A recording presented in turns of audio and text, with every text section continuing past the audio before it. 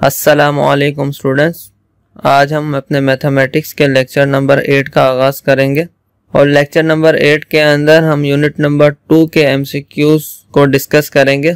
और जिस तरह हमने यूनिट नंबर 1 को डिफरेंट पार्ट्स के अंदर कवर किया, इसी तरह हम यूनिट नंबर 2 के एमसीक्यूज़ को भी डिफरेंट पार्ट्स के अंदर कवर करेंगे। तो हम अपने पहले पार्ट का आगाज़ करते हैं यूनिट नंबर 2 के। तो आए लेक्चर की तरफ चलते हैं। यूनिट नंबर 2 के एमसीक्यूज नंबर 1 के अंदर हमसे कह रहा है 6 + 7 which is equal to 7 + 6 the property used is called dash. कह रहा है कि अगर 6 में मैं 7 को प्लस करूं जो कि बराबर होगा अगर मैं 7 में 6 को प्लस करूं, तो ये प्रॉपर्टी यूज होती है, इसको क्या कहते हैं।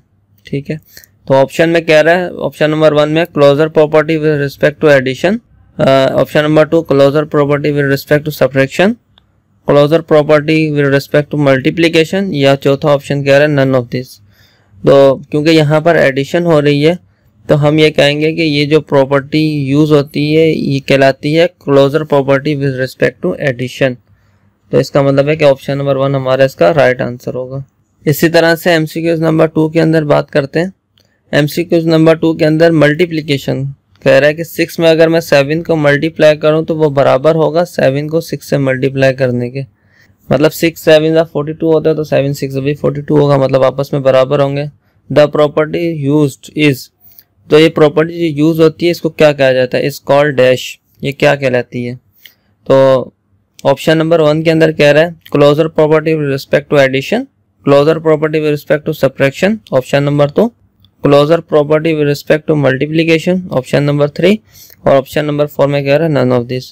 क्योंकि यहाँ पर मल्टीप्लिकेशन हो रही है तो ये हमारी जो है वो closure property with respect to multiplication होगा, मतलब इसका हमारा ये राइट आंसर होगा। अगर मैं एमसीक्यूज नंबर 3 की बात करूं तो इसमें कह रहा है that x equal to y comma y equal to z implies that x equal to z। The property used is called dash.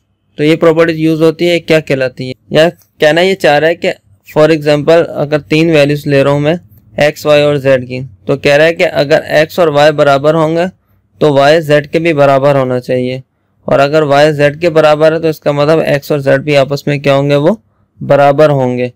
तो इस तरह की प्रॉपर्टी क्या कहलाती है। ऑप्शन के अंदर कह रहा है सिमेट्रिक प्रॉपर्टी ऑफ इक्वलिटी।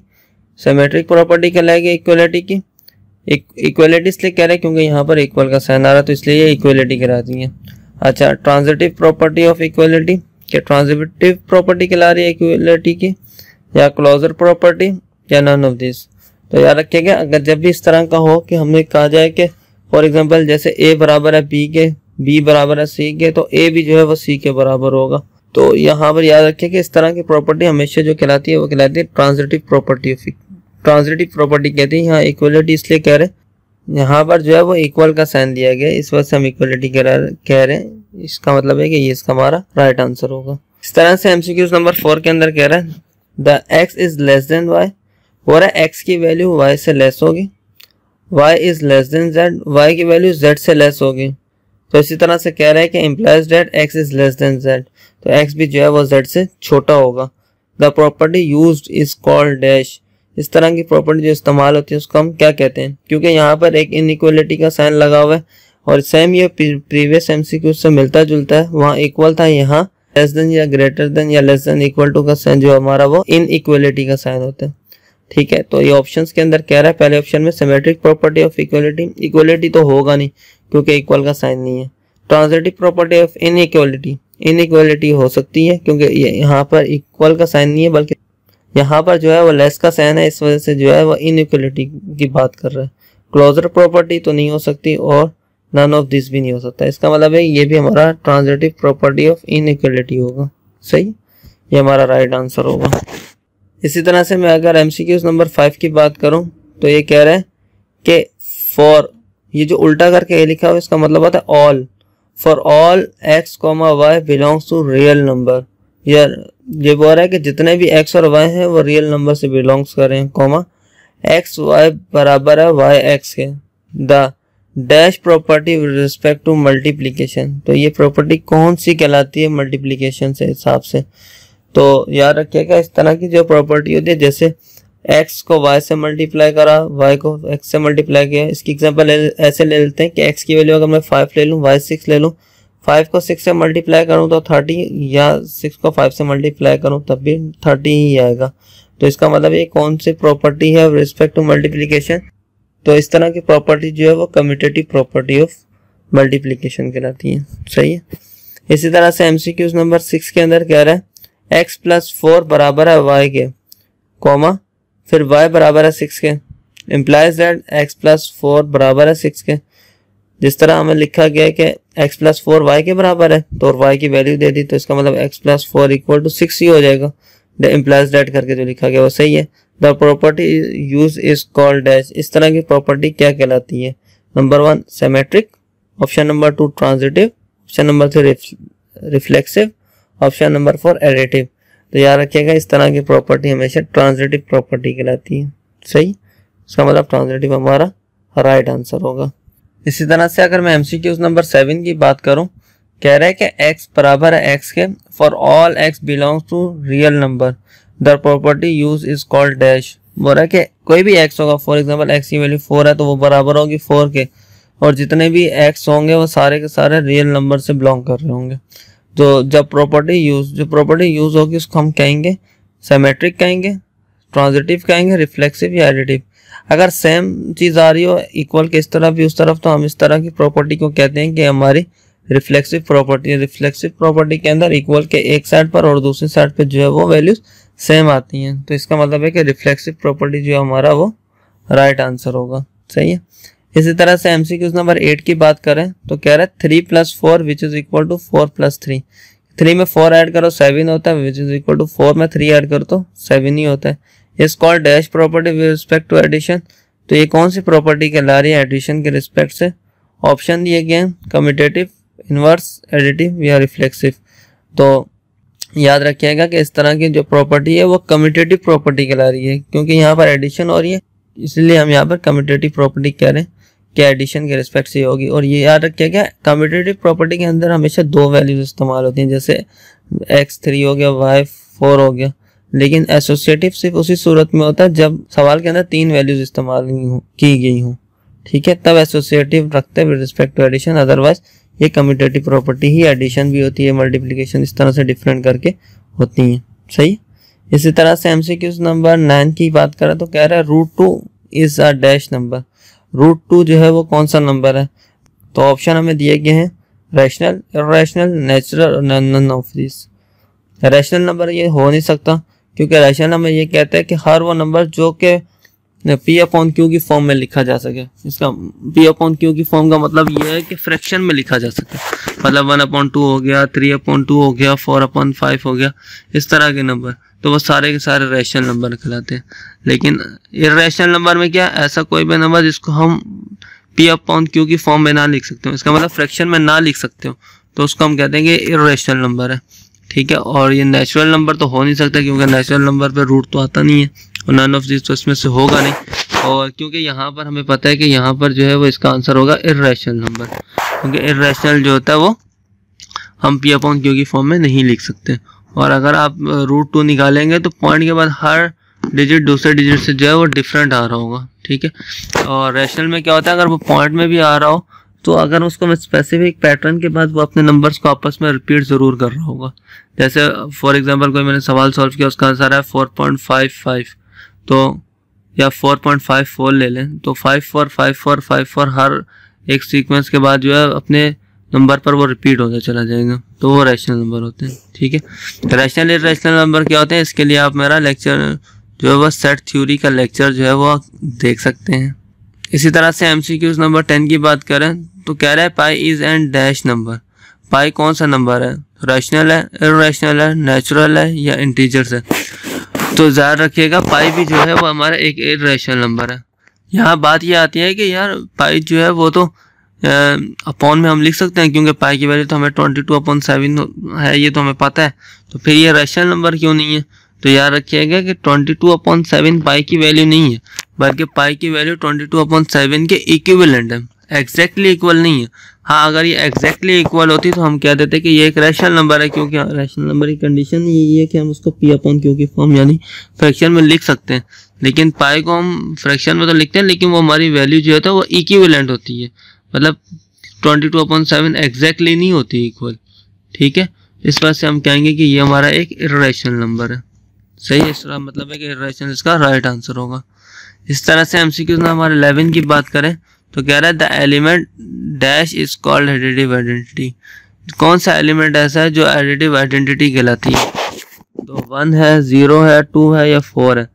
तो याद रखिएगा कि ये जो है वो हमेशा एडिटिव आइडेंटिटी जो होती है वो हमारी 0 होती है। तभी हम कहते हैं कि 0 ना ही पॉजिटिव होता है ना ही नेगेटिव होता है। उसकी वजह क्या होती है? क्योंकि ये एडिटिव आइडेंटिटी है। इसको कहते हैं क्यों है? फॉर एग्जांपल एक वैल्यू मेरे पास 5 दी गई है प्लस की और एक माइनस की 5 दी गई है, तो प्लस और माइनस जब आपस में करते हैं तो उसकी जगह आंसर आता है 0। तो इसलिए हम कहते हैं कि ये एक एडिटिव आइडेंटिटी है, इसके साथ कोई साइन नहीं होता। इसी तरह से मैं एमसीक्यूज नंबर 12 की बात करता हूँ।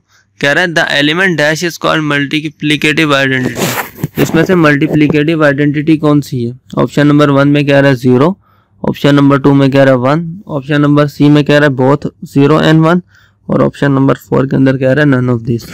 तो याद रखिएगा जिस तरह से एडिटिव आइडेंटिटी जो होती है वो 0 होती है एलिमेंट की, इसी तरह से यहाँ पर भी एलिमेंट की जो एडिटिव आइडेंटिटी होगी वो क्या होगी? 1 होगी। सही है, इसका मतलब 1 इसका राइट आंसर है। उसकी वजह ये है कि फॉर एग्जांपल 2 मल्टीप्लाई 1/2 करो और 2 से 2 जब कटता है तो 1 आता है। प्लस माइनस के अंदर अगर कोई चीज़ कटती है एग्जैक्टली कट जाती है तो उसकी जगह 0 लिखते हैं, इसलिए वो एडिटिव आइडेंटिटी ऑफ एडिशन कहलाती है। और इसी तरह से अगर मल्टीप्लिकेशन और डिवीजन के अंदर कोई चीज़ कटती है एग्जैक्टली तो उसकी जगह 1 आता है। तो इस वजह से ये एक मल्टीप्लिकेटिव आइडेंटिटी भी कहलाती है। सही है, इसी तरह से अगर मैं एमसीक्यूज नंबर 13 की बात करूं तो the multiplicative inverse of 1/x - y is dash. Multiplicative inverse क्या होगा? तो मल्टीप्लिकेटिव इनवर्स ये वो होता है कि जो जिस तरह लिखी है उसका रेसिप्रोकल कर दो। जैसे 1/x - y लिखा है तो इसको x - y/1 कर दो, क्योंकि डिनोमिनेटर में तो हम 1 लिखते नहीं है। इसका मतलब है कि इसका मल्टीप्लिकेटिव इनवर्स क्या होना चाहिए? x - y। तो ऑप्शन में x - y हमें सबसे पहले नंबर पर दिया गया, इसका मतलब x - y हमारा इसका राइट आंसर होगा। इसी तरह से एमसीक्यूज नंबर 14 के अंदर कह रहा है the additive inverse of 1/x - y is dash. बोला एडिटिव इनवर्स क्या होगा? तो एडिटिव इनवर्स के अंदर याद रखिएगा कभी हम रेसिप्रोकल नहीं करते। जो वैल्यू जिस तरह दी जाती है उसके हम साइन चेंज कर देते हैं।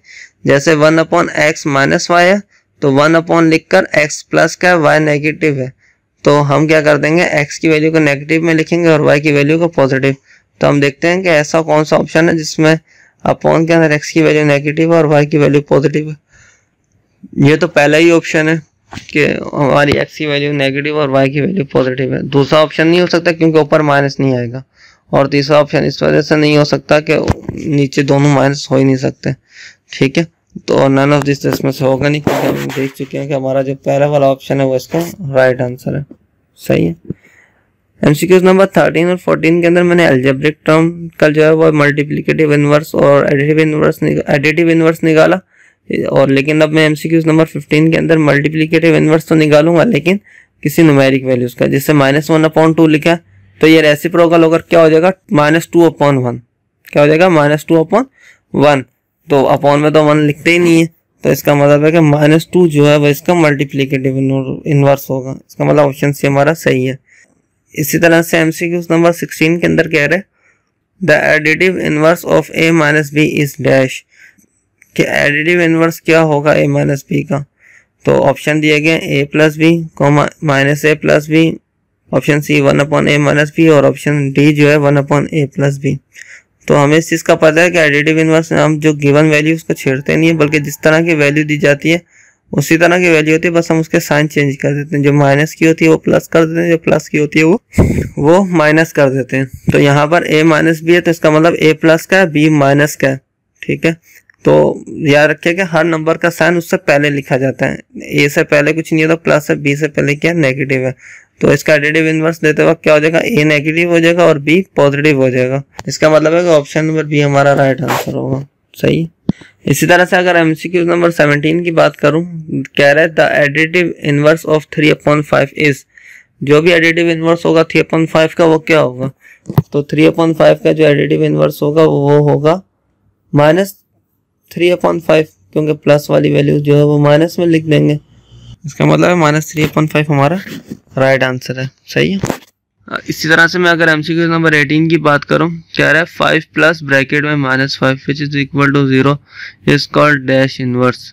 कह रहा है कि अगर मैं 5 से 5 को निकाल दूं तो 0 आएगा, इज कॉल्ड डैश इनवर्स।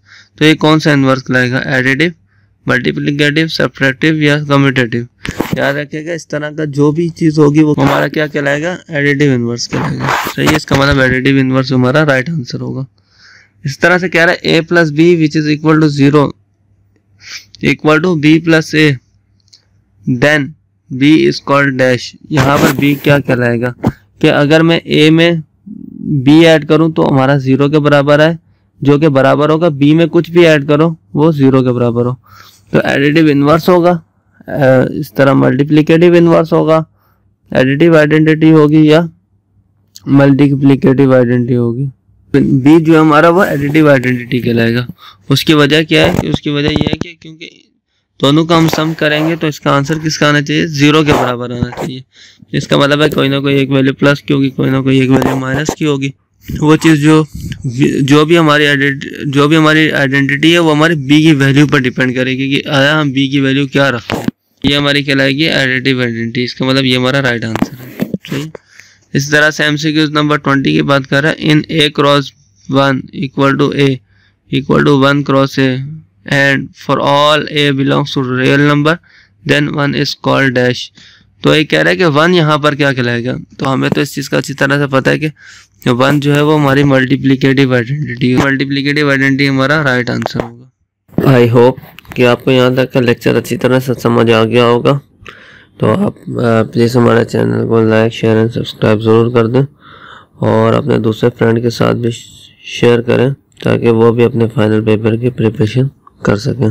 और thank you for watching. Next lecture में आपसे मुलाकात होगी। अपना ख्याल रखिएगा। अल्लाह हाफिज़।